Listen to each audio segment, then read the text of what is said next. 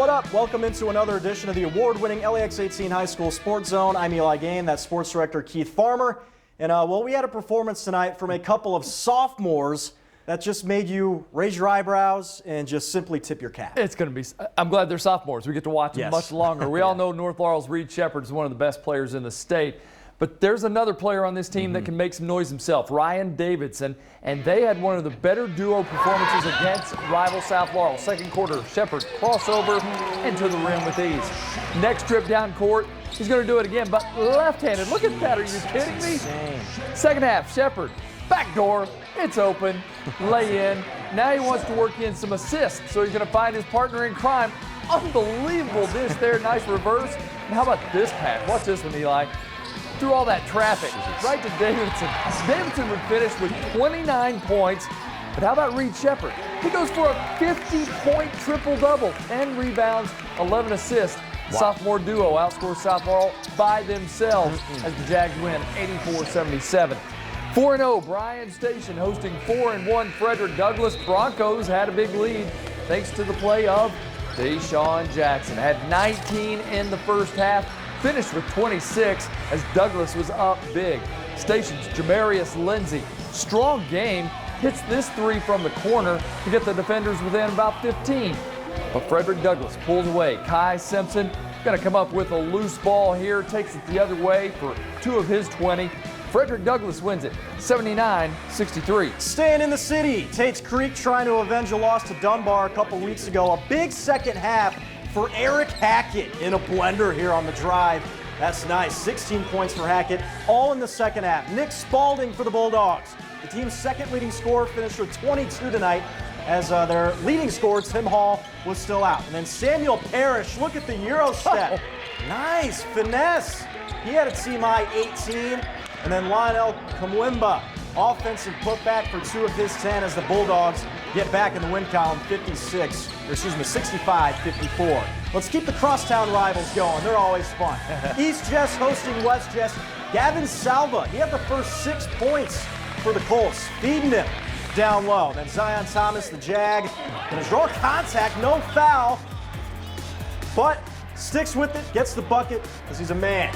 Way to finish. Here's Colin McElfresh. Corner triple. The Jags are down 2 here. And then how about Jackson Green? He scores 6 straight points to end the first quarter, posting up at the corners as West Jess gets the road win 64-56. Coming in now to wrap up the boys' games and get the girls started, we bring in Josh Berrien from the newsroom. Josh? Yeah, guys, Clark County is on fire right now with an 8-0 record, off to their best start as a team since 2009-2010 season. Now, prior to their game against Mason County, star junior guard Jerome Morton was honored for eclipsing the 1,000-point mark in his high school career. Unfortunately, he wasn't able to play tonight and will be out for the next month as he recovers from surgery on his right hand. We wish him well. But his teammates held him down tonight. Jared Wellman finds his way in the paint for the bucket and the foul. He led the Cards with 23 points. The Royals respond. Terrell Henry says, I can slash too, bullying a defender on his way to the cup. Cards up 6. Sammy Hernandez was on his Bruno Mars tonight, out here with the moves like he invented to move, going coast to coast for 2 of his 8 points as Clark County wins the battle of the top 2 teams in the 10th region, 83-55. Finishing off the boys as Paris and Montgomery County, both teams sought out their 2nd straight victory tonight.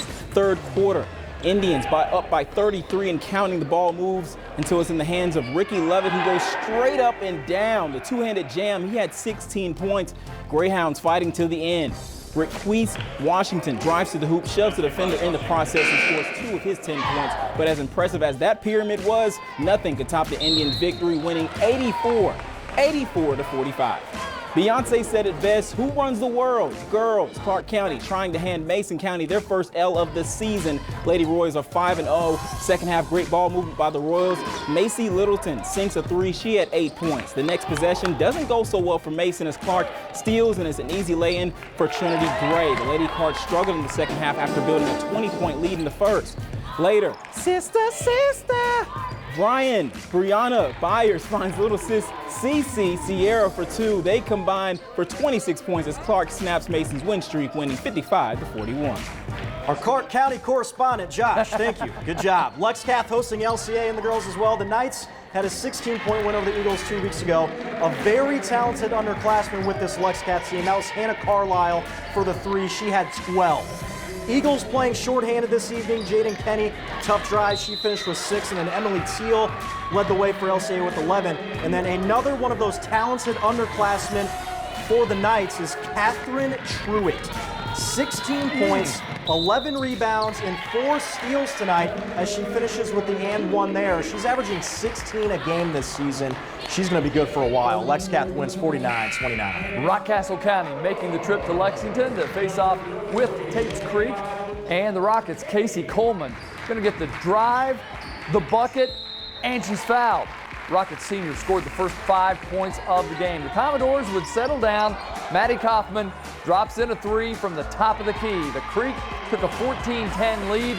Rockcastle comes back though. Jordan Harper would hit a couple of first quarter threes as the Rockets come back to get the win over Tate's Creek, 73-68.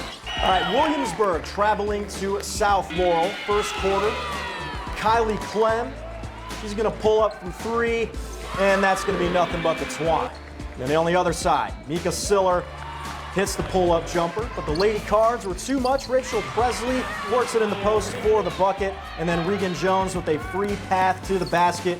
Doesn't get easier than that. Cards in transition again as Jones finds Cox for the bucket as the Cardinals win by a final of 82-43. As always, we hope your favorite team won.